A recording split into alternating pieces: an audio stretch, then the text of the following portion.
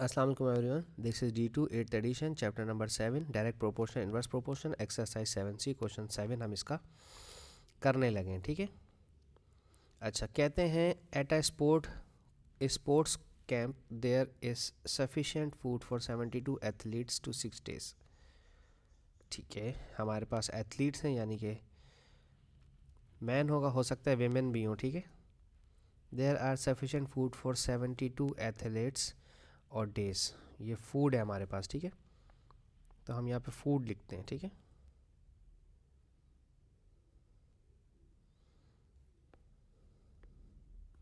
इधर फूड है हमारे पास डेज में, वो है 6 days का फूड, और ये एथलीट्स ही लिखेंगे हम। ठीक है, I am so sorry, 72 athletes का जो खाना है वो 6 दिन का है। If 18 athletes are absent, okay 72 में से 18 एथलीट्स माइनस कर दें, 4 और 5, 54 एथलीट्स बच गए हैं मेरे पास। ठीक है, तो how many days the food last for the, अब ये देखें अगर फूड और एथलीट यानी कि मैन और फूड का अगर रिलेशनशिप देखें तो ये इन्वर्स होता है। ठीक है ना, उसकी वजह क्या है, ज़्यादा लोग ज़्यादा खाना खाएंगे, ज़्यादा लोग जो है खाना ज़्यादा खाते हैं, कम लोग खाना कम खाते हैं। लेकिन अगर हम खाने के डेज देखें तो ज़्यादा लोग हैं तो उनका खाना जो है वो जल्दी ख़त्म होगा, दिन कम पड़ जाएंगे। और अगर एथलीट्स या खाने वाले लोग कम होंगे तो खाना ज़्यादा दिन तक चलेगा। बिल्कुल ऐसे ही कि आपके घर में 30 दिन का खाना है और आप 6 अफराद हैं, और अब अगर अचानक 20 अफराद हो गए, मेहमान आ गए, तो 30 दिन का खाना यकीनन 22 दिन में, 25 दिन में, 15 दिन में हो भी सकता है, 10 दिन में भी ख़त्म हो जाए।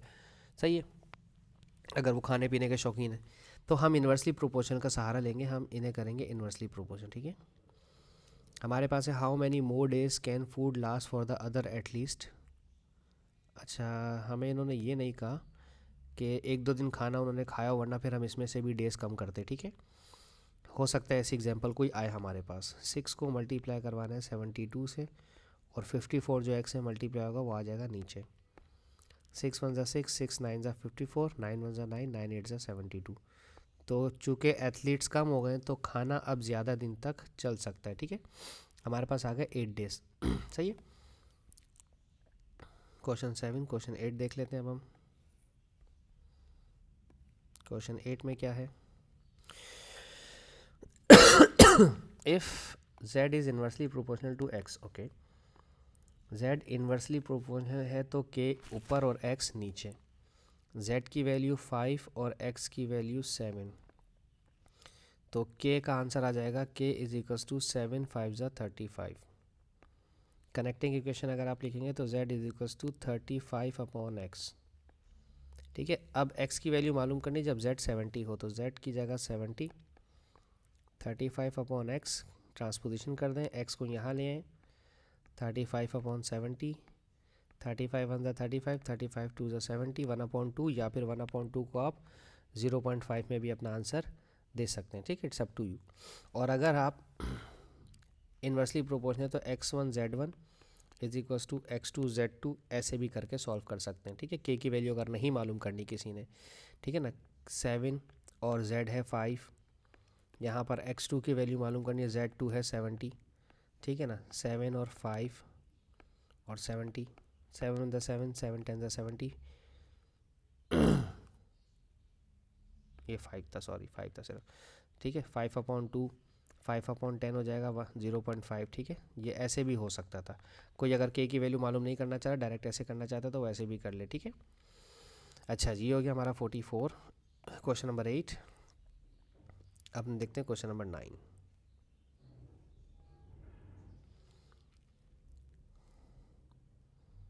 क्वेश्चन 9 में कहते हैं if b is inversely proportional to a। Okay, inversely proportional है तो दैट मीन्स b1 a1, मैं बिना के करवा रहा हूँ। ठीक है, b1 a1 is equals to b2 a2। ठीक है, सही है, b की वैल्यू 35 दी हुई है, 3.5 दी हुई है, हम यहाँ लिख देते हैं 3.5, और a1 की वैल्यू दी हुई है 2, तो आप यहाँ लिख दें 2। b2 की वैल्यू आपको मालूम करनी, तो यहाँ आप लिखें b2, और a2 की वैल्यू दी हुई है 1.4, आप यहाँ लिख दें 1.4। ठीक है, ये 1.4 मल्टीप्लाई कर रहा है, राइट साइड से हटेगा, लेफ्ट साइड पे जाएगा तो डिवाइड करवाएगा। ठीक है, अपॉन 1.4। ठीक है, 1.4, ये वाला पॉइंट इस पॉइंट से कट जाएगा, ये हो जाएगा 35 मल्टीप्लाई बाय 2 अपॉन 14, ठीक है।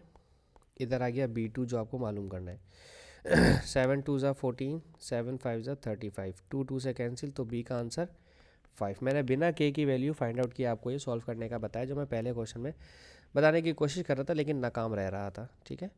ये आ गया नंबर 9। अब हम करते हैं नंबर 10 इसका। नंबर 10 में क्या कहते हैं, if for each of the following y is inversely proportional to x। Okay, copy and complete the table. y जो है इन्वर्सली प्रोपोर्शनल है x के, तो दैट मीन्स कि हम इस्तेमाल करेंगे x1 और y1, ठीक है, सही है। x1 और y1 का सहारा लेंगे हम। उसके बाद सिर्फ इसी को यूज़ करेंगे, ये वाला 3 और 4, ठीक है। 3 और 4 और x2 और y2, ठीक है। अगर हम यहाँ पर बात करते हैं इसकी, तो यहाँ y2 की जगह ले लें 24, तो 3 इंटू 4 और 24 यहाँ आकर करेगा divide, this is become x2 जो भी है, ठीक है। तो 3 4 ज़ा 12, 12 अपॉन 24 कितना हो जाएगा, 12 1 ज़ा 12, 12 2 ज़ा 24, x इज इक्वल्स टू 0.5, ठीक है। तो जो पहला पार्ट है हमारा उसका आंसर आ रहा है 0.5, ठीक है। मैं यहाँ लिख भी देता हूँ, दिस इज 0.5, ठीक है, 0.5, ठीक है। अब सिर्फ आपने क्या करना है, सिर्फ वैल्यू को चेंज करना है यहाँ पर, इधर, सही है, ये वाली वैल्यूज़ बस 3 और 4 तो वही रहेंगी, ठीक है। अब आपके पास है सेकंड पार्ट, यहाँ पर x की जगह 2 रखना है आपने, तो आप x की जगह 2 रखें और आपको y मालूम करना है, ठीक है। तो 3 4 ज़ा तो 12, अब आपको सिर्फ 12 और 2 इंटू वाई यहीं से शुरू करना है अपने काम को। 2 1 ज़ा 2, 2 6 ज़ा 12, तो y का आंसर क्या आ गया 6, तो आप यहाँ पे 6 लिख दें। फिर आप सिर्फ ये वाली वैल्यू इरेज करें, ठीक है, 12 वाली, सिर्फ यहाँ पर तो 12 आ जाएगा। अब आपके पास है x की जगह 2.5, तो आप यहाँ लिख दें x की जगह 2.5 और यहाँ पर y आपको मालूम करना है। 2.5 कितना होता है, 5/2, और ये है 12, 12 2 ज़ा 24, 12 2 ज़ा 24, 24 डिवाइड बाई 5, मुझे मजबूरन मैनुअली करना पड़ेगा। 5 4 ज़ा 20, 5 8 ज़ा 40, 4.8 इसका आंसर आएगा, ठीक है।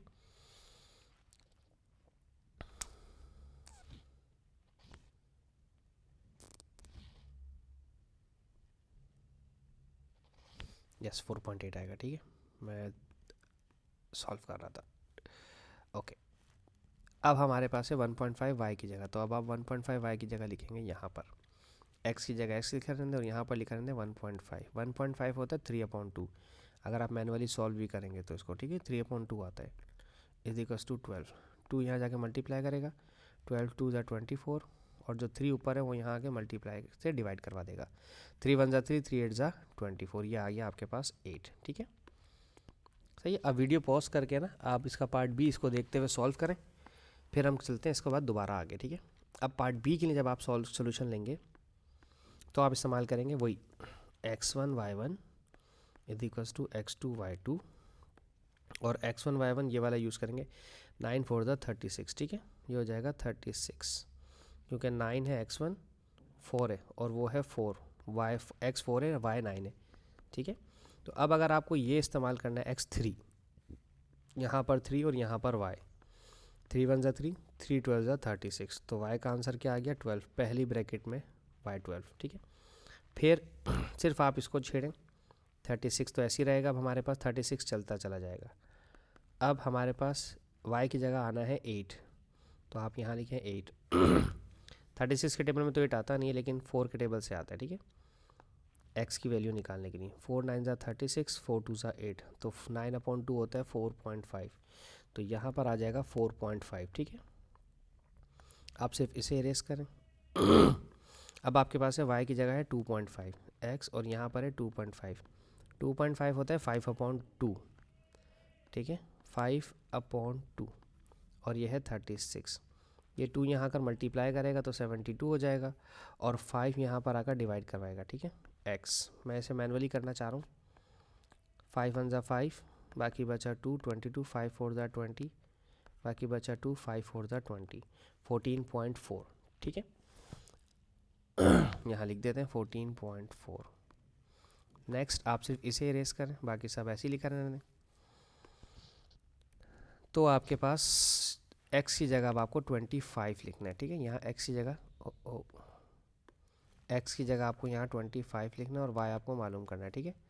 36/25, यार ये थोड़ा सा बड़ा हो जाएगा। 36/25, 25 अंदर 25, 6 में से 5 किया 1 पॉइंट लगाया, 0 बढ़ाया, 25 4 ज़ा 100 ये आ गया 10, एक 0 और 1.44, ये आ गया 1.4 और 4। दैट्स इट, ठीक है जी।